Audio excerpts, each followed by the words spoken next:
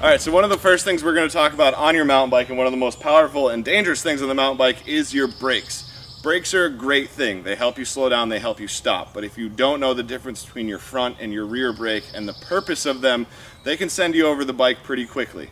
So Brian, you have your front brake on the left, your back brake on the right. That's correct. First step, you got that. All right, so when it comes to your front brake is going to be slow pressure. If you lock this brake up, it's going to stop and send you over the bars. We don't want Brian to crash. Now your back brake is more of just your slow down. You don't want to skid. If you lock on this back brake, you're going to skid, which means you lose all your traction. So most of your stopping power comes from the front, but you want a lot of control on that brake. And then you also slow with your back brake, but you don't want to lock it up. You don't want to skid. So Brian's on his bike now. We're going to have him pick up a little bit of speed, and then I just want you to test that front brake. So now just test that front brake, come to a nice stop. See how you start to lean over the bike a little bit forward? So whenever you're using your front brake, one of the best things you can do is kind of lean your weight back a little bit. All of your momentum is going forward. When you hit that front brake, the bike's stopping and you're not. So if you lean your weight back a little bit, it's gonna make you a little more comfortable. There you go, nice. Now I want you to go around and try out the rear brake. Let's try out the rear brake.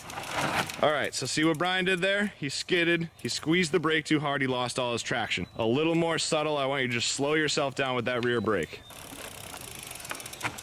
Nice. It's all about control. These brakes are very strong, but as you can see, with just a couple tries, Brian is starting to get used to it. So your front brake is all of your power, your serious stopping. Your back brake just helps you slow down. Next up, we're gonna check out Brian's dropper post. Make sure he knows how to use that. If you haven't seen a dropper post, it's basically usually a spring-powered mechanism. It can also be hydraulic, but it allows your seat to go up and down without you having to pull it up and down. So when he wants to put it down, he has a lever up front here. Now he pushes the lever, push the seat down, it locks in place. If he wants it to pop back up, he'll push the lever, seat pops up. So when you're first getting on your bike, you just got your dropper. When you try to get on your bike, you want to make sure you drop your dropper first. It's going to make getting on your bike a lot easier. Boom, now Brian can step over his bike a lot easier.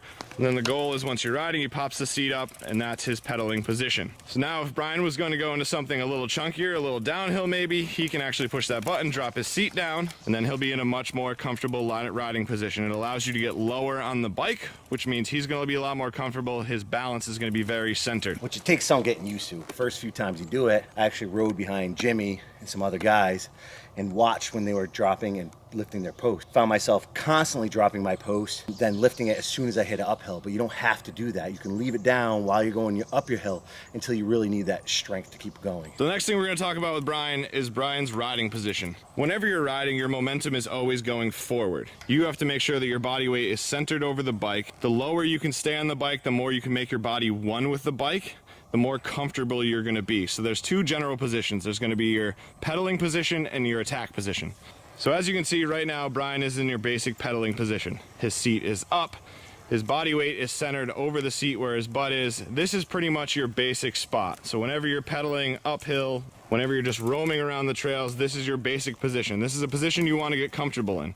As you can see, he's doing some small turns. He can stop pedaling, has general balance, all things you can work on at home. Now the next position we're going to talk about is the attack position. Now, whenever you're going through any chunk over any roots, Brian's going to shift his weight back. He's going to get his elbows out and bend those knees a bit. This is what you call your attack position. Again, attack position, his elbows are out, his knees are bent, he's slightly back over the bike. This is your safety spot. So if you're not pedaling, if you're going downhill, this is where you want to be. Get comfortable there. So the next thing we're going to talk about with Brian is knowing what your derailleur is and where it is. If you break your derailleur in the woods, if you hit it on a rock, your bike will no longer be able to be pedaled. It's the one thing you always want to protect on your bike. If we look at Brian's bike here, on the right-hand side is what you call the drive side. So on the drive side, this is what drives the bike. So you have your chain, your front chain ring, your cassette. This right here is your derailleur. This derailleur, while it may look tough, is actually pretty nimble. I can actually wobble it with my hand, but this makes sure that your chain is guided through your cassette, keeps your gears from skipping, and allows you to adjust your gears up and down to adjust your pedaling harder and easier. That being said, as you can see, this hangs pretty low. When you're riding through things like rocks or roots, you want to make sure that you don't hit this. If you hit this, it can bend pretty easily, and if it's out of whack, it's going to screw up your whole ride. So know where your derailleur is, always be conscious of that, and make sure you're not hitting that, because it's going to ruin your ride real quick. Yeah, no ruin.